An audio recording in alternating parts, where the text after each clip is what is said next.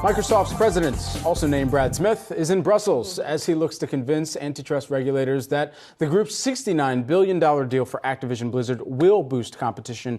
Joining us now to discuss is Yahoo Finance's Dan Howley. Dan, what do we know so far?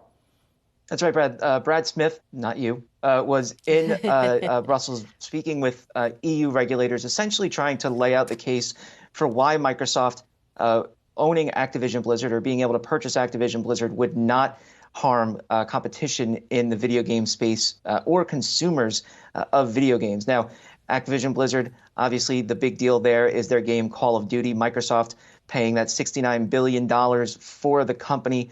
The big issue is that Call of Duty is an absolute juggernaut when it comes to making money. In the first 10 days it was on the market. Most recently, it did $1 billion in sales alone.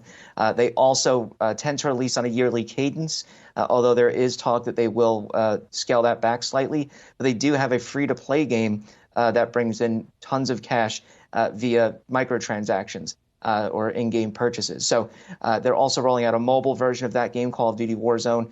That will also have transactions as well. So, this is a huge franchise, and Microsoft wants this essentially to be able to offer it on their cloud gaming service. It's more or less called xCloud, but it's part of their Game Pass service. It's still in a beta, so it's not as though it's a finalized product, but they do have the lead over competitors like Sony, like NVIDIA in cloud gaming. We saw earlier today that Microsoft and Nintendo signed a 10-year deal where Microsoft would ensure that Call of Duty is on the Nintendo Switch platform moving forward. Sony, though, not agreeing to a similar deal to have Call of Duty on the PlayStation for the next 10 years. They're basically saying that Microsoft wants to take Call of Duty and make it an exclusive and hurt PlayStation users. Microsoft saying, look, we don't want to do that. We want to put it on the cloud and continue to offer it in physical form. Overall, this would benefit Microsoft enormously. They don't have as many, fundamental first-party titles as Sony does. The catalog just isn't as strong. They have been purchasing a bunch of companies. They had ZeniMax previously, and now obviously Activision Blizzard. But the fear here is that if they do get a hold of Call of Duty and other Activision Blizzard franchises, then they would become too powerful. They would become the third largest video game maker in the world behind Sony and Tencent. So, they still have a way to go.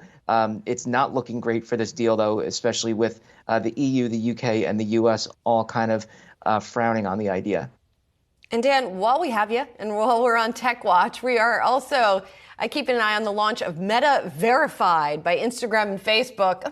This sounds familiar, like another tech platform that has a paid verified check mark, shall we say.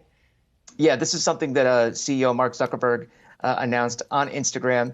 And essentially what it is a verification tool to say, you are Julie Hyman and I'm Dan Howley, and Brad Smith is not the president of Microsoft. He's an anchor at Yahoo Finance. But, it'll cost you $11.99 a month if you purchase on the web, $14.99 a month if you purchase via iOS. So that's an important distinction and something that we might start to see more of.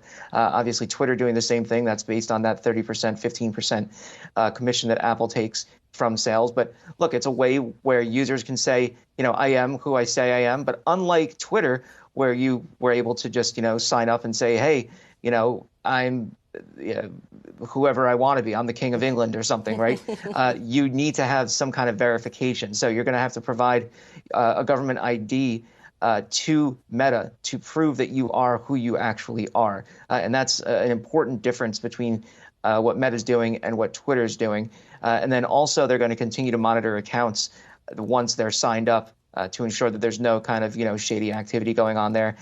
So, this seems like it's more well thought out. For the average user, I don't think it makes much of a difference at all. Just as for the average user, it doesn't make much of a difference at all on Twitter.